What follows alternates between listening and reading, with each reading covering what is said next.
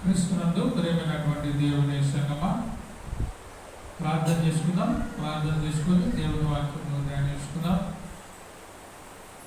మహోన్నతుడ, జీవం కలిగిన మా గొప్ప దేవ, గడిచిన దినములు మొదలుకొని ఈ రోజు వరకు కూడా మా అందరినీ సజీవ లెక్కలో ఉంచినందుకే వందనాలు చెల్లిస్తున్నాం నాయన. ఈ రోజును చూడలేక ఎంతోమంది మీ సన్నిధికి వచ్చినారు.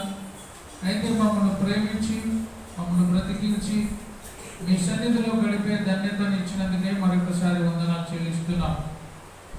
ఈ యొక్క ప్రార్థన కూడికలో చేరి ఏకీభవించిన ప్రతి బిడ్డని వారి కుటుంబాలను దీవించి ఆశీర్వదించండి. రాలేని వారిని కూడా మీరు ప్రేమించి మంచి మనసును అనుగ్రహించి మరొకసారి మీ సన్నిధిలో వారు కలుసుకునే ధన్యతను దయచేయండి. ఈ ప్రార్థన కూడిక ఆది నుంచి అంతవరకు మీరే తోడుగా ఉండి నడిపించమని యేసుక్రీస్తు నామమున అడిగి ప్రార్థించి వేడుకొనుచున్నాము తండ్రి, ఆమేన్. క్రీస్తునందు ప్రియమైనటువంటి దేవుని వాళ్ళరా, ఈరోజు మనము అపకారమునకు ఉపకారము చేసేవారుగా ఉండాలి అనే మాట మనం ఈరోజు నేర్చుకున్నాం. మన జీవితంలో ఎవరైనా మనకి అపకారము చేసినట్లయితే, అంటే ఎవరైనా కీడు తలపెట్టినా కూడా మనమైతే వారికి కీడు చేయక వారికి మేలు చేసేవారుగా ఉండాలి అని ఈరోజు మనం నేర్చుకుంటున్నాం.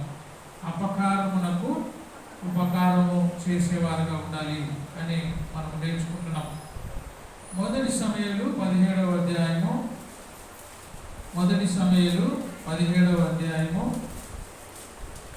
16వ వచనం మనం చదువుకున్నట్లయితే, దేవుని పిల్లలైనటువంటి ఇజ్రాయేలీల మీదికి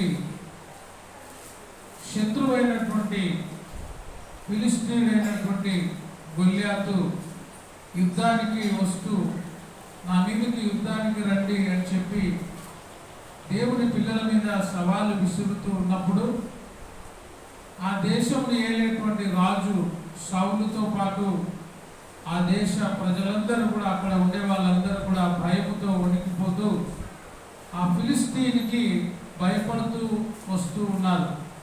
అతడు అలాగున చూడండి, ఫిలిష్తీయుడు ఉదయమును సాయంకాలమును బయలుదేరుచు 40 దినములు తను తాను అగుపరుచుకొనుచు వచ్చెను. 40 దినములు యుద్ధానికి రమ్మని పిలుస్తూ బెదిరిస్తూ వస్తూ ఉన్నాడు. అయితే అందరూ, రాజుతో కూడా ప్రజలందరూ కూడా భయపడి ఆ ఫిలిష్తీయుల మీదకి చేతకాక అందరూ నిలబడి చూస్తూ ఉన్నారు. అటువంటి సమయంలో దావీదు అక్కడికి వచ్చి దేవుని పిల్లలైనటువంటి ఇజ్రాయేలీలను రక్షించుటకు కాపాడుటకు అక్కడికి వచ్చి మేలు చేస్తూ ఉన్నాడు. అంటే ఇజ్రాయేలీలందరూ, రాజు కూడా భయపడి ఉన్నటువంటి సమయంలో వచ్చి దేశానికి దేశ ప్రజలకి ఉపకారం చేస్తూ ఉన్నాడు. ఏ కీడు చేయకుండా శత్రువైనటువంటి గొల్యాతు చేతిలో నుండి ప్రజలను రక్షించుటకు వచ్చి అక్కడ యుద్ధాన్ని చేసినాడు. అదే అధ్యాయంలో చూడండి, 17వ అధ్యాయం 24వ వచనాన్ని మనం చదువుకున్నట్లయితే, ఇజ్రాయేలీలందరూ ఆ మనుష్యుని చూచి మిక్కిలి భయపడి వాని ఎదుట నుండి పారిపోగా, ఇజ్రాయేలీలందరూ మిక్కిలి భయపడి వాని ఎదుట నుండి ఏమైనారు? పారిపోతూ ఉన్నారు. అంత పొడవైనటువంటి ఆ గొల్యాతును చూసినప్పుడు ప్రజలందరూ కూడా భయపడి ఏం చేస్తున్నారంటే పారిపోతూ ఉన్నారు. అంత బలశాలిగా, యుద్ధ నేర్పరిగా ఉన్నాడు. ఆ సమయంలో దావీదు వచ్చి ఏం చేస్తున్నాడంటే, అతడు యుద్ధానికి సిద్ధపడి వచ్చి యుద్ధమునకు నేను వెళ్తాను అని చెప్పి ఆ యుద్ధానికి బయలుదేరుతున్నప్పుడు సౌలు చెప్తున్నాడు, నీకు చేత కాదు, నువ్వు వద్దు, నువ్వు వెళ్ళొద్దు అని చెప్తున్నాడు. 33వ వచనం చదువుకున్నట్టయితే, సౌలు ఈ ఫిలిష్తీయుని ఎదుర్కొని వానితో పోట్లాడుటకు నీకు బలము చాలదు, మాలాంటి వారే ఒక చోట నిలబడి భయపడి నిలబడినాం. కానీ నీకు చేత కాదు, నీవు బాలుడవు. వాడు బాల్యము నుండి యుద్ధాభ్యాసము చేసిన వాడని దావీదుతో అనెను. అందుకు దావీదు సౌలుతో ఇట్లా నేను, మీ దాసుడనైన నేను నా తండ్రి యుద్ధ గొర్రెలను కాయచున్న సింహమును ఎలుగుబంటియును వచ్చి మందలో నుండి ఒక గొర్రె పిల్లను ఎత్తుకొని పోవచ్చుండగా నేను దానిని తరిమి చంపి దాని నోట నుండి ఆ గొర్రెను విడిపించి తిని. రాజు చెప్తున్నాడు, అయ్యా నువ్వు చిన్న బాలుడవు, నీకు చేత కాదు, నువ్వు ఈ యొక్క ఫిలిస్తీని చంపుటకు నీ చేత కాదు అని చెప్తే, నేను నా తండ్రి గొర్రెలను కాసి నేను వాటిని రక్షించి ఉన్నాను, ఈ ఫిలిస్తీయుడు ఎంత అని చెప్పి యుద్ధానికి పోయి ఆ గొల్యాతును చంపినాడు. అంటే ఒక శత్రువుని చంపినప్పుడు అది ఉపకారమా అపకారమా అంటే అది ఆ ఫిలిస్తీయులందరికీ అవమానం వచ్చేసింది. దేవుని పిల్లలైనటువంటి ఇజ్రాయేలీలందరికీ కూడా గర్వకారణంగా నిలబడ్డాడు దావీదు. ఇటువంటి దావీదు ఉపకారము చేసినా కూడా సౌలు దావీదుకు అపకారం చేయ తలపెట్టినాడు. ఎప్పుడు అతని మీద కోపం వచ్చిందంటే, ఈ చిన్న దావీదు ఈ ఫిలిస్తీన్ని చంపినాడే, ఈ ఫిలిస్తీన్ని చంపడం ద్వారా ఇతనికి ఒక గొప్ప పేరు వస్తుంది, తర్వాత నేను చిన్నగా నాది తగ్గిపోతుందేమో అని అనుకున్నాడు. అక్కడ ప్రజలందరూ కూడా ఏం చెప్తున్నారు చూడండి, జయధ్వనులు చేస్తున్నారు. చదవమా, పెద్ద చదువు. జయధ్వనులు చేస్తున్నారు. 18వ అధ్యాయం 6వ వచనం చదవండి. 18వ అధ్యాయం 6వ వచనం. దావీదు ఫిలిస్తీని హతము చేసి తిరిగి వచ్చినప్పుడు స్త్రీలు ఇజ్రాయేళ్ల ఊర్లన్నిటిలో నుండి తంబురలతోను సంభ్రమతోను వాద్యములతోను పాడుచు నాట్యమాడుచు వచ్చింది. అంటే ఎవరు యుద్ధంలో పోయి యుద్ధంలో గెలిచినా కూడా పేరు మాత్రం ఎవరికి? రాజుకే.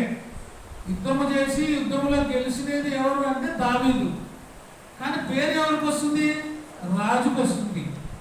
రాజుని ఎదుర్కొనుటకు స్త్రీలందరూ బయలుదేరి వచ్చినప్పుడు అందరూ ఎట్లా వచ్చినారంటే తంబులతోనూ సంబరములతోనూ వాద్యములతోనూ పాడుచు నాట్యమాడుచు. ఎందుకు ఇంత సంతోషంగా ఉన్నారంటే, శత్రువుని మేము జయించినాము, మా శత్రువుని దేవుడు ఏం చేసినాడు, హతమార్చినాడు అని చెప్తూ ఎంతో సంతోషంగా వస్తున్నాడు.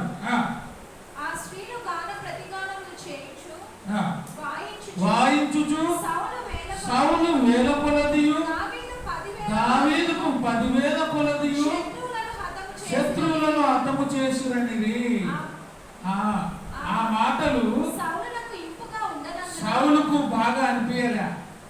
అక్కడ ఏమైందంటే సౌలును చిన్నగా చేసినారు, దావీదుని గొప్పగా చేస్తున్నారు. సౌలుకి ఎంత? 1000 కొలదియు, దావీదుకి 10,000 కొలది. ఏమంట?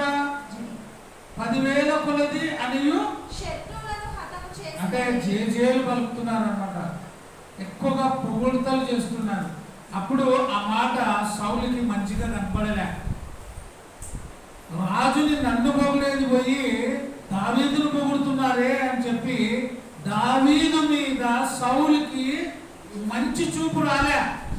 యాక్చువల్గా ఏం చేయాలంటే దావీదుని ఘనత చెందించాల, దావీదుని పొగడాల, దావీదుని ఎత్తుకొని ఉత్సాహం చేయాల. ఎందుకంటే ఒకవేళ ఈ ఫిలిస్తీయుడు రాజుని సహితము చంపేసింటే రాజ్యం కూలిపోయేది. కాపాడినాడు, శత్రువుని సంహరించినాడు. అయితే ఇతడు సంతోషపడక అతని మీద ఏ చూపు చూస్తున్నాడంట? అతడు బహుకోపము తెచ్చుకొని దావీదునకు 10,000 కొలదియు నాకు 1,000 కొలది అని స్తుతులు పాడితే రాజ్యము తప్ప మరి ఏమి అతను తీసుకోనగలడు అనుకునేను. కాబట్టి నాట నుండి సౌలు దావీదు మీద విషపు చూపు నిలిపెను. ఏం చూపు అంటే అంటే చాలా కోపాన్ని నింపుకున్నాడు, విషపు చూపు నింపుకున్నాడు. కానీ దావీదు ఏమాత్రం కూడా అపకారం చేయలేదు, ఉపకారం చేసినాడు, రాజ్యాన్ని కాపాడినాడు. అతని మీద ప్రేమ చూపించాల్సిన సౌలు విషపు చూపు చూపిస్తున్నాడు. అంటే ఆ రాజ్యమంతా సంతోషంగా ఉత్సాహంగా ఉన్న సమయంలో రాజు జీర్ణించుకోలేకపోతున్నాడు. రాజుకి కోపం వస్తుంది. మళ్ళీ ఆ రాజుకు దెయ్యం పట్టినప్పుడంతా కూడా ఎవరు మేలు చేస్తూ వచ్చినాడు? ఆ దెయ్యాన్ని ఎవరు పారపడుతున్నాడు? దావీదు వీణ వాయించినప్పుడు ఆ సౌలుకుండే దెయ్యం పోయేది. కింది వచ్చినాడు చూడండి. మరునాడు దురాత్మ సౌలు మీదికి బలముగా వచ్చినందున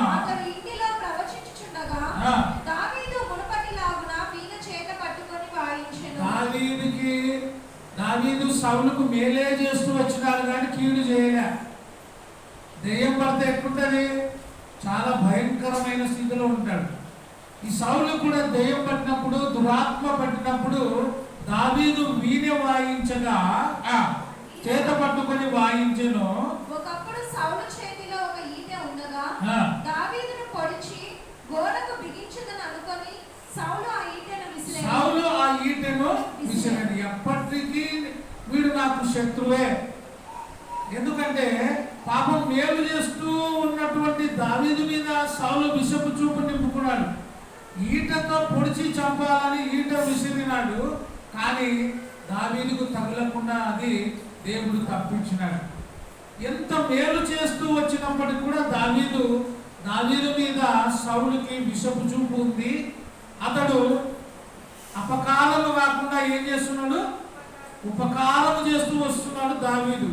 కానీ సౌలు మాత్రము ఉపకారం చేయకుండా అపకారము తలపెడుతూ వస్తున్నాడు, కీడు తలపెడుతూ వస్తున్నాడు. మాటి మాటికి దావీదు మీద కీడును తలపెడుతూ ఉన్నాడు. అతని మీద ఘోరమైనటువంటి దుష్ప్రభావాన్ని నింపుకున్నాడు. ఇతన్ని చంపేయాలనేటువంటి ఉద్దేశము కలిగిన వాడుగా ఉన్నాడు. అయితే అది తగలకుండా దావీదు 2 మార్లు తప్పించుకొనెను. యెహోవా తనను విడిచి సౌలుని వదిలిపెట్టి దావీదుకు తోడైయుండుట చూచి సౌలు దావీదునకు ఏమైనాడు? భయపడాడు. ఇప్పుడు భయపడాల్సింది దావీదా సౌలా? దావీదును చంపాలనుకుంటున్నాడు కదా సౌలు. యాక్చువల్గా దావీదు భయపడాలా? ఈటతో విసిరినాడు, తప్పించుకున్నాడు, 2 సార్లు తప్పించుకున్నాడు. కానీ దావీదు భయపడాలి. కానీ ఎవరు భయపడుతున్నారు ఇక్కడ? సౌలు భయపడుతున్నాడు. ఎందుకంటే దావీదుకు తోడు ఎవరున్నారు? దేవుడు దావీదుకు తోడున్నాడు. సౌలును దేవుడు ఎడబాసి ఉన్నాడని తెలుసుకున్నాడు. దావీదుకి మరింతగా ఏమైతున్నాడు? భయపడుతూ వస్తున్నాడు. భయం కలిగింది అతని లోపల. చూడండి, రాజ్యాన్ని కాపాడినాడు శత్రువుల చేతిలో నుండి. సౌలు కూడా రాజుగా ఉండి భయపడుతున్న సందర్భంలో గొల్యాతును చంపి ఒక వీరుడుగా నిలబడ్డాడు. అతని పొగడాల్సిన ఆయన దురాత్మ చేత, అంటే దుష్ట స్వభావం కలిగిన వాడుగా విషపు చూపు నింపుకున్నాడు. ముమ్మారులు చాలా సందర్భాల్లో సౌలును చంపాలని దావీదును చంపాలని సౌలు ప్రయత్నం చేస్తూనే ఉన్నాడు. వెంటాడుతున్నాడు. అప్పుడు దావీదుకి సౌలు కూడా ఒకసారి దొరికినప్పుడు అప్పుడు ఏమంటున్నాడు చూడండి. 24వ అధ్యాయం, మొదటి సమూయేలు 24వ అధ్యాయం చదువుకుందాం. మొదటి సమూయేలు 24వ అధ్యాయం 1వ వచనం నుంచి. సౌలు ఫిలిష్తీయులను తరుముట మాని తిరిగి రాగా దావీదు ఎన్గేది అరణ్యమందున్నాడని అతనికి వర్తమానము వచ్చెను. దావీదు ఎన్గేది అరణ్యమందున్నాడని అతనికి వర్తమానము వచ్చెను. అప్పుడు సౌలు ఇశ్రాయేలీయులందరిలో నుండి 3000 మందిని ఏర్పరచుకొని వచ్చి కొండ మేకలకు వాసములకు శిలా పర్వతముల మీద దావీదును అతని జనులను వెతుకుటకు బయలుదేరినారు. ఎందుకంటే ఇక్కడ దొరికితే అక్కడ చంపాలి అని. సౌలు తన పరివారముతో బయలుదేరి వెళుతున్నాడు. ఏం చేయాలని? అపకారము తలపెట్టాలని, చంపాలని బయలుదేరుతున్నాడు. కానీ దావీదు మాత్రము సౌలును కాపాడుతూ వచ్చినాడు. దురాత్మ పెట్టినప్పుడు కాపాడినాడు, శత్రువులు దేశం మీదకి వచ్చినప్పుడు కాపాడినాడు, అనేక సందర్భాలలో మేలు చేస్తూ వచ్చినాడు. అయితే ఇతను చంపాలని పరివారముతో బయలుదేరి వచ్చినాడు. అక్కడ గుహ ఒకటి కనబడెను. అందులో సౌలు శంఖానివర్తినికి పోగా దావీదును అతని జనులను ఆ గుహ లోపలి భాగంలో ఉండిరి కనుక దావీదును అతని జనులు గుహ లోపల ఉన్నారు. గుహ లోపల దావీదు జనులు ఉన్నారు. తెలియకుండా సౌలు ఎక్కడికి పోయినాడు? గుహలోనికి పోయినాడు. శంఖానివర్తిని అంటే మూర్తము అంటే మన భాషలో వాషింగ్ రూమ్కి పోయినాడు. అంటే వాషింగ్ వచ్చింది, పోయినప్పుడు శత్రువులు ఎక్కడున్నారు? గుహలో ఉన్నారు. ఆ గుహలోనికే పోయినాడు.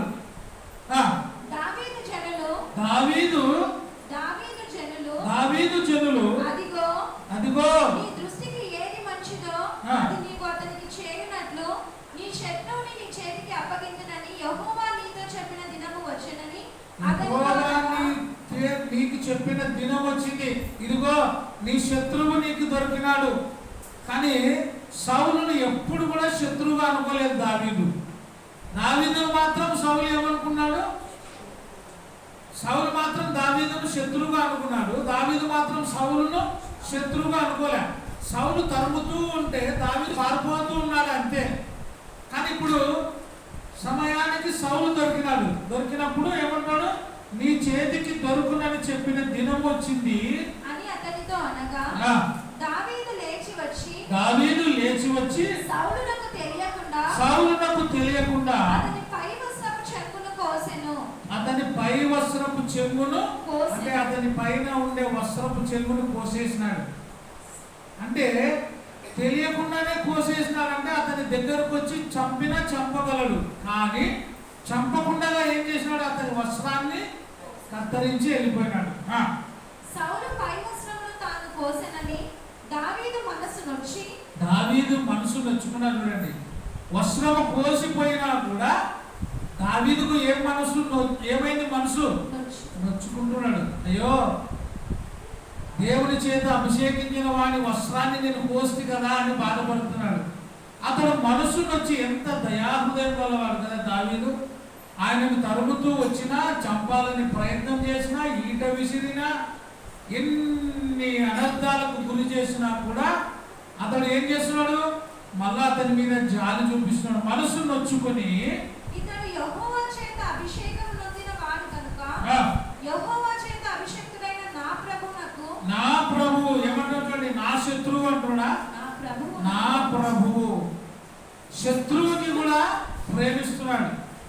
చంపాలని పగబట్టిన వాడిని కూడా ఒక రాజుగానే ప్రేమిస్తున్నాడు. కానీ శత్రువుగా మాత్రం అతను చూడడం లేదు. దేవుని చేత అభిషేకించబడిన నా ప్రభువునకు నేను ఈ కార్యము చేయను యెహోవాను బట్టి యెహోవాను బట్టి నేను అతనిని చంపను. చంపేసింటే అయిపోతుందా? కానీ అనేమంటాడు, నేను చంపను. ఎందుకంటే ఇతడు దేవుని చేత అభిషేకము పొందినవాడు. అంటే అపకారమునకు ఏం చేస్తున్నాడు? దావీదు ఉపకారం చేస్తున్నాడు. ఈ మాటలు చెప్పి దావీదు తన జనులను అడ్డగించి సౌలు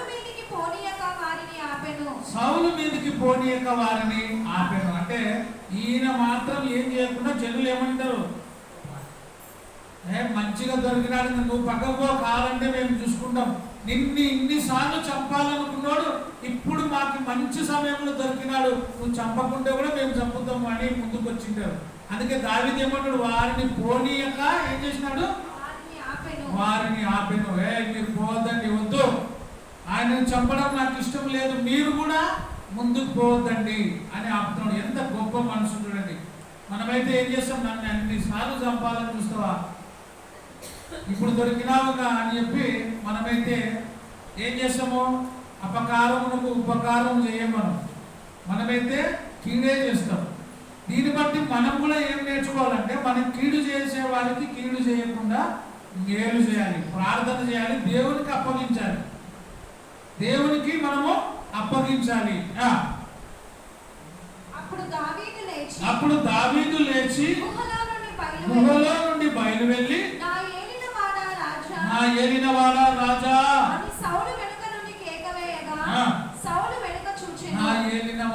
రాజా. ఎంత మంచి మాట! నా ఏలినవాడా రాజా అని సౌలును పిలిచినప్పుడు సౌలు వెనుకకి తిరిగి చూశాను. దావీదు నేల సాష్టాంగపడి నమస్కారం చేసి, ఎంత గొప్ప హృదయం నుండి చంపడానికి ఈయన జనాలను తీసుకొని వస్తే, జనాలను తీసుకొని వచ్చిన వ్యక్తి దావీదుకి దొరికితే కూడా చంపాలనుకున్న వ్యక్తికి ఏం చేస్తున్నాడు? సాష్టాంగ నమస్కారం చేస్తున్నాడు. ఎంత గొప్ప సహృదయుడు! ఎందుకంటే ఇతడు దేవుని చేత అభిషేకము నొందినవాడు, దేవుని చేత ఏర్పాటు చేయబడినటువంటి రాజు. అందుకే ప్రభువా అని అతనికి దావీదు నేల సాష్టాంగ నమస్కారం చేసి సౌలుతో ఇట్లా నేను దావీదు నీకు కీడు చేయ ఉద్దేశించున్నాడని జనులు చెప్పిన మాటలు నీవెందుకు వినుచున్నావు? ఆలోచించుము. నేను నీకు కీడు చేసేవాడిని కాదు, ఎవరో చెప్పిన మాటలు నువ్వు ఎందుకు వింటున్నావు?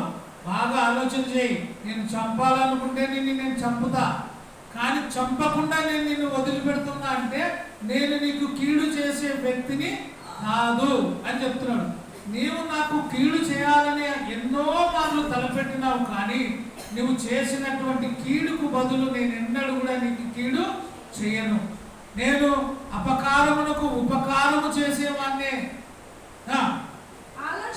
ఆలోచించుము. ఈ దినమున యెహోవా నిన్ను ఎలాగ గుహలో నా చేతికి అప్పగించెనో అది నీ కళ్ళారా చూచితివి. నువ్వే చూసినావు కదా, నీ కళ్ళారా నువ్వే చూసినావు. నువ్వు ఒక్కడివి దొరికినావు, మేము ఇంతమంది ఉన్నాం. నేను నిన్ను ఏమైనా చేయొచ్చు. దేవుడు నిన్ను ఈ రోజు నా చేతికి అప్పగించినావు, అది నువ్వు కళ్ళారా నువ్వు చూచితివి కదా. కొందరు నిన్ను చంపమని నాతో చెప్పినను నేను నీ యందు కనికరించి, ఇతడు యెహోవా చేత అభిషేకము నొందిన వాడు గనుక నా ఏలిన వారిని చంపనని నేను చెప్పింది. కొందరు చంపాలని చెప్పినా కూడా నేను నిన్ను చంపకుండా కనికరిస్తున్నా. ఎందుకంటే నువ్వు దేవుని చేత అభిషేకము పొందిన వాడవు. నా తండ్రి చూడుము, ఇదిగో చూడుము, నిన్ను చంపక నీ వస్త్రపు చెంగు మాత్రమే కోసితిని కనుక. ఎంత గొప్ప మాటలు! మళ్ళీ ఏమంటాడు? నా తండ్రి చూడుము. ఎంత ఎంత ఎంత గొప్ప మాట! నా తండ్రి చూడు, నువ్వు మా నాన్న లాంటివి అంటేనే ఎంతో గొప్పగా సంతోషపడతాం. ఒక శత్రువుని చంపాలని జనాలను తీసుకొని వచ్చిన వ్యక్తిని కూడా ఏమంటాడు? నా తండ్రి చూడు, నా ప్రభువా అంటున్నాడు అక్కడ. తర్వాత సాష్టాంగ నమస్కారం చేస్తున్నాడు. నా ప్రభువునకు నేను ఈ కార్యము చేయను అని పై వచనములు అన్నాడు, కింద సాష్టాంగ నమస్కారం చేస్తున్నాడు. ఇక్కడ ఏమంటాడు? నా తండ్రి చూడుము, ఇదిగో చూడుము, నిన్ను చంపక నీ వస్త్రపు చెంగు మాత్రమే కోసి తిని గనుక నా వలన నీకు కీడు ఎంత మాత్రము రాదనియు, నాలో తప్పిదము ఎంత మాత్రము లేదనియు నువ్వు తెలుసుకొనవచ్చు. తెలుసుకో, నాలో ఏ తప్పిదము లేదు, నేను ఎప్పుడు తప్పు చేయలే, నీకు మేలే చేసుకుంటూ వచ్చినా. నేను నీకు దయ్యం పట్టినప్పుడు నేనే దగ్గరుండి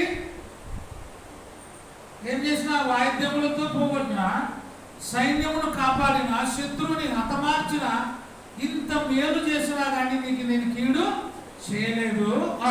నీ విషయమై నేను ఏ పాపమును చేయని వాడనై ఉండగా నీవు నా ప్రాణము తీయవలనని నన్ను తరుముచున్నావు. నేనేమో ఏ పాపం చేయకుండా నీ ఎడల జాగ్రత్త పడుతున్నా, నువ్వేమో నన్ను తరుముకుంటూ వస్తున్నావు. నేను ఎక్కడ పోతే అదే దూరంగా ఉండాలని నేను పారిపోతుంటే కూడా నన్ను వెతుక్కుంటూ వస్తున్నావు. నేను దగ్గర ఉంటే బాగుండదని నేను దూరంగా పోతున్నా, కానీ మళ్ళీ నన్నే వెంటాడుతూ వస్తున్నావు, మళ్ళీ శత్రువులను తీసుకొని వస్తున్నావు. నేను ఏం చేసినా అని అడుగుతున్నాడు దావీదు.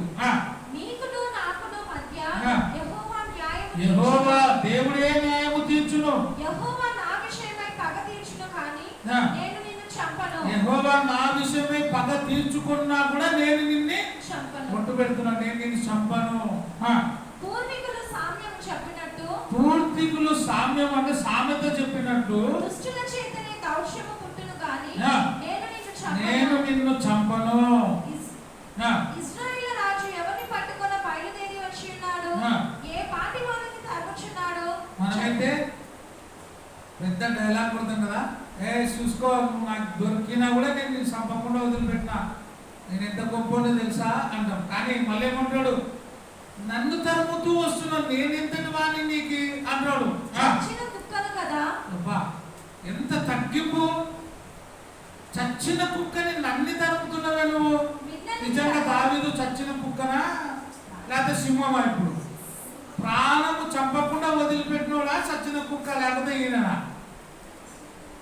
ఆయన అంటాడు, చచ్చిన కుక్కనైనా నన్ను నువ్వు తరుముతున్నావే. నిజంగా ఈయన గ్రేట్.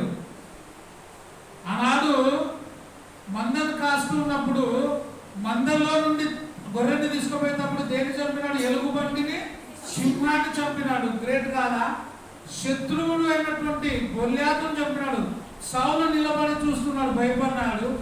ఇశ్రాయేలీయులు భయపడినాడు. దావీదు వచ్చి చంపేసినాడు. సౌలు కూడా దొరికినాడు, చంపకుండా వదిలిపెడుతున్నాడు. మళ్ళీ ఏమంటున్నాడు, నేను ఎంతటి వాడను, చచ్చిన కుక్క వంటి వాడైనాను కదా, మిన్నల్లి వంటి వాడిని కదా, యెహోవా నీకును నాకును మధ్య న్యాయాధిపతి అయి తీర్పు తీర్చునుగాక. ఆయనే సంగతి విచారించి నా పక్షమున వ్యాజ్యమాడి నన్ను నిర్దోషినిగా తీర్చునుగాక. నన్ను దోషిగా కాకుండా దేవుడు నన్ను నిర్దోషిగా చేయునుగాక. దావీదు ఈ మాటలు సౌలుతో మాట్లాడి చాలింపగా, దావీదు ఈ మాటలన్నీ సౌలుతో చెప్పి చాలించిన తరువాత సౌలు దావీదా నాయనా ఈ పలుకు నీదేనా అని బిగ్గరగా ఏడ్చి దావీదుతో ఇట్లా నేను యెహోవా నన్ను నీ చేతికి అప్పగించినా కూడా నన్ను చంపకుండా విడిచినందుకు ఈ దినమున నీవు నా అపకారమునకు ఉపకారం చేసినావు. ఇది అపకారం, నా అపకారమునకు నువ్వు ఏం చేసినావు? ఉపకారం చేసినావు.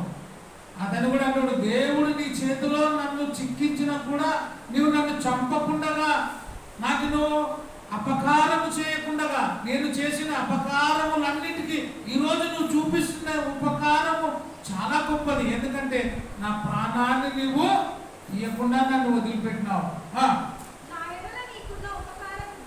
నా ఎడల నీకున్న ఉపకార బుద్ధిని వెల్లడి చేసింది కనుక నీవు నాకంటే నీతిపరుడవు. నీవు నాకంటే నీతిపరుడవు. ఎందుకంటే నా ఎడల నీవు ఉపకార బుద్ధిని వెల్లడిపరచను. నీలో ఉండే ఉపకారము అనేటువంటి మనసును నువ్వు బయట పెట్టినావు. నాకంటే నువ్వు నీతిమంతుడివి, నీతిపరుడవు. ఒకనికి తన శత్రువు దొరికిన ఎడల మేలు చేసి పంపివేయునా? మేలు చేసి పంపివేయునా? Question mark. మేలు చేసి పంపిస్తాడా? ఎవరైనా మనల్ని కొట్టి ఉరికినాడు అనుకో, మనం ఎంట పడతాము. వాడు ఒక్కటి కొట్టి ఏటు భుజం మీద ఒకటి ఏటు కొట్టి ఉరికినాడు అనుకో, మనకి చేతికి దొరికితే ఎన్ని కొడతాం? నిజంగా చెప్పండి. ఒకటి కొడతామా, రెండు కొడతామా? చక్రి దబా దబా దబా 4-5 కొడతాం కదా ఒకటి కొడితే. అని దావీదు అట్లా చేయలే. అపకారమునకు ఏం చేస్తున్నాడు? ఉపకారం చేస్తున్నాడు. ఆయన మాటలన్నీ కూడా చాలా గొప్పవి. దావీదు పలికిన మాటలు. ఈ దినమున నీవు చేసిన దానిని బట్టి యెహోవా ప్రతిగా నీకు మేలు చేస్తాడు నాయన. నిశ్చయముగా నువ్వు రాజు అయితేవేమో అని నిన్ను చంపాలనుకున్నా, కానీ నీవు నా ప్రాణభిక్ష పెట్టినావు. నేను ఈరోజు చెప్తున్నా, నువ్వేమైతావు? రాజు అగుదువు గాక. ఇశ్రాయేలీయుల రాజ్యము నాకు తెలుసు, అందుకే నిన్ను చంపాలనుకున్నా. అది ఇప్పుడు బయట చెప్తున్నా చూడు అంటున్నాడు కదా. నాకు తెలుసు నువ్వు రాజు అవుతావని, నిన్ను చంపేస్తే నేనే రాజుగా ఉండొచ్చు అని అనుకున్నా, కానీ నీవే నాకు ప్రాణభిక్ష పెట్టినావు. ఇంకా ఈరోజు చెప్తున్నా, నీవే రాజు అవుతావు పో. కాబట్టి నా తరువాత నా సంతతి వారిని నీవు నిర్మూలన చేయకుండానట్లును నా తండ్రి ఇంటిలో నుండి యా. నా పేరు నీవు కొట్టివేయకుండానట్లును యెహోవా నామమున యా. నాకు ప్రమాణం ఒకవేళ నా మీద కక్షతో నా సంతానాన్ని నా పిల్లలని అందరికి నువ్వు రాజు అయిన తర్వాత చంపుతావేమో అట్లా చేయకుండా నాకు నువ్వు ప్రమాణము చెయ్యి. అంతట దావీదు సౌలునకు ప్రమాణం చేసెను.